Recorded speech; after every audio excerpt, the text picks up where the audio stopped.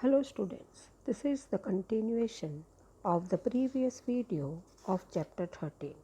In the previous video, we saw regarding climate. Now, open page number 84, vegetation types of forest.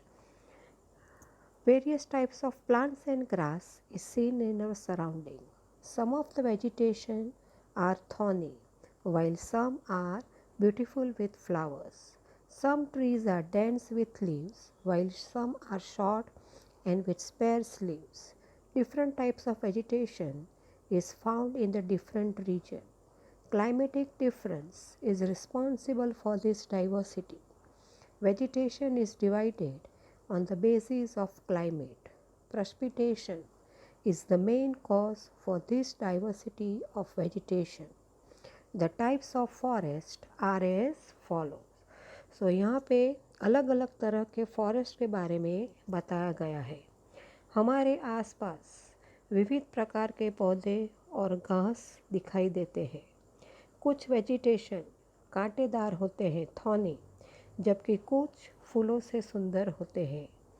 कुछ पेड़ पत्तियों के साथ घने होते हैं, डेंस, डेंस यानी घने, जबकि कुछ कम और छोटे पत्तों के साथ होते हैं। डिफरेंट रीजन्स में डिफरेंट टाइप्स की वेजिटेशन पाई जाती है। क्लाइमेट डिफरेंस जो है वो इस डाइवर्सिटी के लिए रिस्पॉन्सिबल है। क्लाइमेट के आधार पर वेजिटेशन को डिवाइड किया जाता है। वेजिटेशन में जो डाइवर्सिटी है उसका मुख्य कारण प्रेसिपिटेशन, बारिश है। और फॉरेस्ट के प्रकार कुछ इस तरह है जो नीचे दिए गए हैं। Tropical rain forest. Tropical rain forest are found where there is more rainfall. The trees of this forest are so dense, thick that the sun rays cannot reach the surface. Variety of trees, creepers and ferns are seen there. Autumn season does not affect all the trees at once but affect at different times in the year. So trees appear lush green. तो tropical rain forest, ये forest वहाँ पे दिखने को मिलते हैं जहाँ पर अधिक वर्षा होती है। इन फॉरेस्ट के ट्रीज बहुत घने, डेंस होते हैं कि सूर्य की किरणें, सन रेस ज़मीन तक नहीं पहुँचती।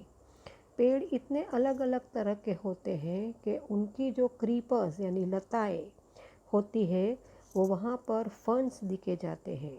ऑटम सीज़न यानी कि शरद ऋतु का जो मौसम होता है वो सभी पेड़ों को प्रभावित नहीं करता, लेकिन एक वर्ष में अलग अलग समय पर जो पेड़ है वह प्रभावित होते हैं। इसीलिए पेड़ जो है वो हरे भरे दिखाई देते हैं। Now page number 85. This type of forest are found in slopes of Western Ghats in the form of strip and in Andaman and Nicobar Islands and in some parts of northeast India. Mahogany, rosewood and wicker etc. trees are seen here. तो इस प्रकार के forest पट्टी के form में western घाट के slope में और अंडमान निकोबार आइलैंड्स और नॉर्थ ईस्ट इंडिया के कुछ हिस्सों में पाए जाते हैं। महागनी, रोजवुड, विकर आदि पेड़ यहाँ पर दिखे जाते हैं। Then next, tropical deciduous forest. Majority part of Indian land is occupied by this type of forest. Trees of this forest are less dense. They shed leaves during autumn season, so they are known as autumn forest. Trees like sal, bamboo, mahudo, neem, etc. are seen in this type of forest. तो भारत की भूमि का majority part है वो ये forest ने कब्ज़ा कर लिया है। इस तरह के फॉरेस्ट में जो ट्रीज़ होते हैं वो कम घने यानी डेंस होते हैं। ऑटम सीज़न के दौरान ये लीव्स बहाते हैं, शेड करते हैं, गिर जाते हैं उनके पत्ते, इसीलिए उन्हें पतझड़ के जंगल ऑटम फॉरेस्ट के नाम से भी जाना जाता है। इस प्रकार के जंगलों में साल, बाम्बू, महड़ो, नीम एक्सेट्रा जैसे पेड़ देखने को मिलते हैं। Dry and scrub forest, this type of forest are seen in the region receiving less rainfall. The trees are thorny here. Trees like cactus, kher, palm, acacia, jujube are the main trees. These forests are seen in Rajasthan, Haryana and on the slope of Western Ghats and Gujarat etc. इस प्रकार के जंगल कम वर्षा प्राप्त करने वाले reason में पाए जाते हैं। यहाँ के पेड़ थॉर्नी कांटे वाले हैं, जैसे कि कैक्टस, खैर, पाम, अकेसिया, जुजुबी। ये जंगल राजस्थान, हरियाणा और स्लोप्स ऑफ वेस्टर्न घाट्स और गुजरात में पाए जाते हैं। Now below the map of Indian natural vegetation is given in that in the below a square is there where different colors are shown. Due to this color you will be able to see that which forest is situated. Dark green color, that is tropical evergreen forest, then tropical deciduous forest, thorn forest, mountain forest and mangrove forest. Now turn your page number 86. Montane forest. According to their name, this type of forest are seen in the mountainous region. In the mountains, a variety of plants and different species of plants grow at different heights. Vegetation growing at the height of 1500 meter to 2500 meter from sea level is conical in shape, or its leaves are needle shaped. On the basis of its shape, this vegetation is called coniferous vegetation. Trees like cheed, deodar, pine, etc. are this kind of vegetation. इनके नाम के अनुसार mountainous reason में इस प्रकार के जंगल देखे जाते हैं। पहाड़ों में विभिन्न प्रकार के पौधे और विभिन्न प्रजाति स्पीशीज़ यानी प्रजाति के पौधे विविध ऊंचाइयों पे बढ़ते हैं। वेजिटेशन समुद्र तल से सी लेवल से 1500 मीटर से 2500 मीटर की ऊंचाई पर बढ़ रहे हैं। इसका आकार कोन की तरह होता है, जो आइसक्रीम का कोन आता है उसकी तरह होता है, और पत्ते जो है वो सुई के आकार के हैं। उसके आकार के आधार पर वेजिटेशन को कॉनिफरस वेजिटेशन कहते हैं। चीड़, देवदार, पाइन ऐसे पेड़ ऐसे वनों में पाए जाते हैं। Mangrove forest, this type of forest grow in brackish water, that is salty sea water, in the salty water of sea. This type of forests are seen in West Bengal, Gujarat and on the shore of Andaman and Nicobar Islands. Sundarban in delta region of Ganga has this type of forest. This name has been taken from the tree named Sundari. Chair trees are seen in forest along the coastal region of Gujarat, which is used as a fuel by the local people. तो इस प्रकार के जंगल खारे पानी यानी salty water में युक्त हैं। ये जंगल वेस्ट बंगाल, गुजरात और अंडमान निकोबार तट पर दिखे जाते हैं। गंगा के डेल्टा क्षेत्र सुंदरवन में इस प्रकार के जंगल हैं। ये नाम सुंदरी नाम के पेड़ से लिया गया है। चेर के पेड़ गुजरात के कोस्टल रीजन के जंगलों में दिखे जाते हैं, जिसका उपयोग फ्यूल ईंधन के रूप में वहाँ के लोकल पीपल करते हैं। Now in the activity below the table is given where you have to prepare the list of the trees that are seen in these types of forest. Then importance of forest. Our various wants are fulfilled by forest. Let us understand the advantages of forest with the help of this given table. तो हमारे forest का क्या महत्व है, ये हम विभिन्न इच्छाओं कैसे हमारी पूरी होती है वो नीचे टेबल में से हम उसे समझेंगे। तो environmental advantages and economical advantages. Environmental advantages यानी पर्यावरणीय लाभ, इकोनॉमिकल एडवांटेजेस मीन्स आर्थिक लाभ।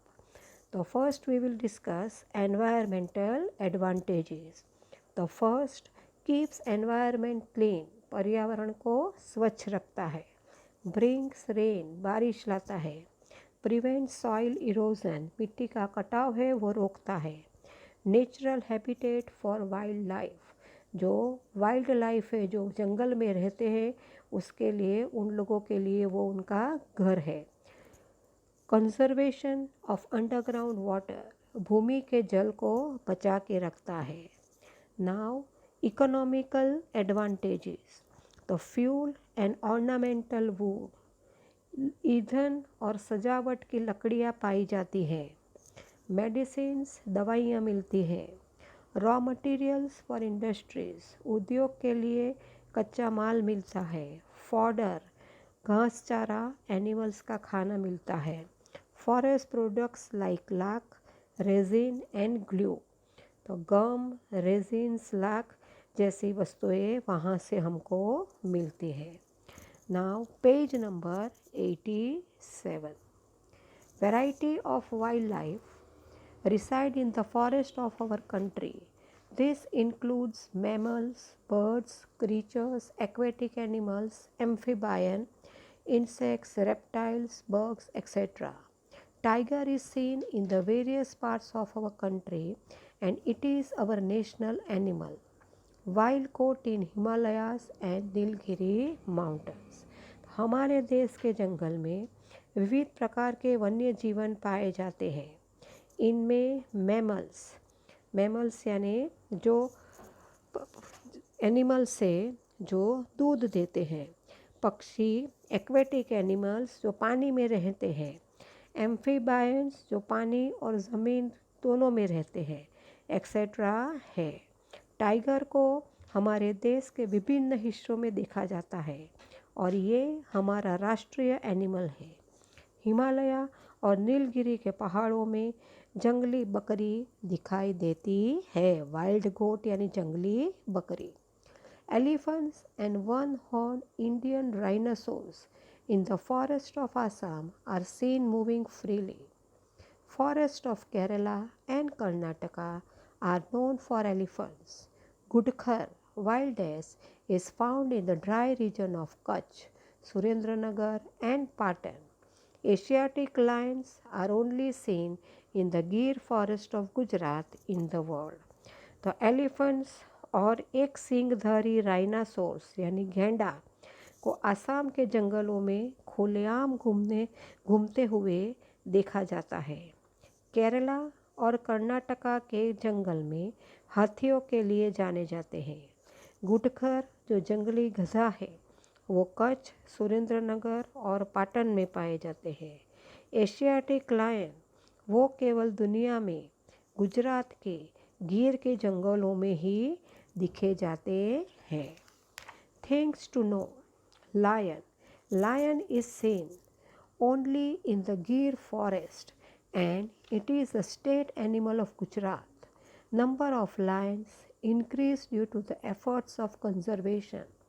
Forest Department organizes the program of seeing lion for the tourist. तो लायन केवल गिर के जंगलों में देखा जाता है और ये गुजरात का स्टेट एनिमल है। कंजर्वेशन यानी संरक्षण के प्रयासों के कारण शेरों की जो संख्या है, लायन की जो संख्या है उसमें वृद्धि हुई है, वो इंक्रीज़ हुई है। टूरिस्ट को उनको देखने का कार्यक्रम वन विभाग द्वारा आयोजित किया जाता है। Variety of bird species like crane, duck, cuckoo, parrot, गरुड़, चिबरी, काबर, समड़ी, vulture, eagle, owl etcetera are seen in India. So India में ये बर्ड की स्पीसीज़, ये सब बर्ड की स्पीसीज़ आदि की विविधता देखी जाती है। Peacock is our national bird, ये मोर हमारा राष्ट्रीय पक्षी है। Apart from this, turtles come to the sea shore to lay eggs in the state like Gujarat and Odisha in India. Various species of snakes are there in our country. Maximum out of them are non-venomous species. तो समुद्र के इसके अलावा turtle यानी कछुआ समुद्र के किनारे गुजरात और ओडिशा जैसे राज्यों में ये अंडे देते हैं। हमारे देश में स्नेक्स यानी सर्प सांपों की विविध स्पीशी प्रजातियां देखने को मिलती है। उनमें से अधिकतम non venomous that is non poisonous जाति पाई जाती है जो जहरीले नहीं होते हैं। यहाँ पर पिक्चर में अलग अलग वाइल्ड लाइफ है उसको दिखाया गया है। The birds come in winter from far off the colder regions to breed in the reservoirs and wetland areas of our country. Thousands of foreign birds come to the region of Nal Sarovar, Khijadia, Thor, Charidhand in Kutch of Gujarat during winter and return to their native as winter gets over. These birds are called tourist or migratory birds. तो हमारे देश के जलाशय और wetland में प्रजनन breed के लिए ठंडे क्षेत्र के पक्षियों विंटर सीजन में आते हैं। नल सरोवर के क्षेत्र में हजारों विदेशी पक्षी आते हैं। खजीडिया, थोर, छारीडांड इन कच्छ ऑफ गुजरात और विंटर के दौरान अपने मूल वतन नेटिव लौट जाते हैं। इन पक्षियों को पर्यटक या तो फिर प्रवासी पक्षी यानी माइग्रेटरी बर्ड्स कहा जाता है। Now turn your page number 88। Flamingo is seen in Nal Sarovar, run of Kutch, marshy or wetland areas. It has long legs and white pink shaded body. It makes its nest only in Kutch in India. In the alkaline and muddy soil on the ground, it makes a small round heap of mud and lays egg on the top of it after making a soak in it. तो flamingo नल सरोवर में दिखा जाता है। Run of Kutch marshy और wetland में भी दिखा जाता है। उसके पैर लंबे हैं और सफ़ेद गुलाबी रंग का शरीर होता है। ये इंडिया के कच्छ में ही अपना घोंसला नेस्ट बनाता है। वो क्षारी सॉल्ट वाली मिट्टी में ज़मीन में से एक घोल बनाता है और उसे भिगोने के बाद उसके ऊपर ये अंडे देता है। Sanctuaries national park bio reserve zones For the purpose of protecting wildlife, some areas are exposed to special legal provisions. Let us get main details of that. तो वन्य जीवों की रक्षा के उद्देश्य से कुछ रीजन को कानूनी प्रावधानों से अवगत कराया जाता है। स्पेशल लीगल प्रोविज़न, इसके बारे में डिटेल में कुछ जानते हैं। तो sanctuary national park bio reserve zone, तो एस्टैब्लिशमेंट किसने एस्टैब्लिश किया? By state government. National park the combined effort of state and central government and according to the international criteria. तो it is our moral duty to protect wildlife and vegetation. We all are bound to follow the laws made by government and to implement the prohibition which have been put up by the government. ये हमारी moral नैतिक duty है कि हमारी जो wild life है और vegetation है उसकी रक्षा करें। हमको गवर्नमेंट के द्वारा जो भी कानून बनाए गए हैं हमको इसका पालन करना चाहिए और इनको मानना चाहिए अपनी वाइल्ड लाइफ और वेजिटेशन को बचाने के लिए। So students, here we have completed this chapter, and along with this chapter we have completed the portion of second semester. Now for homework you have to write the answers of MCQ, blanks, match the column and true or false, and the peak of question answers I will send you afterwards.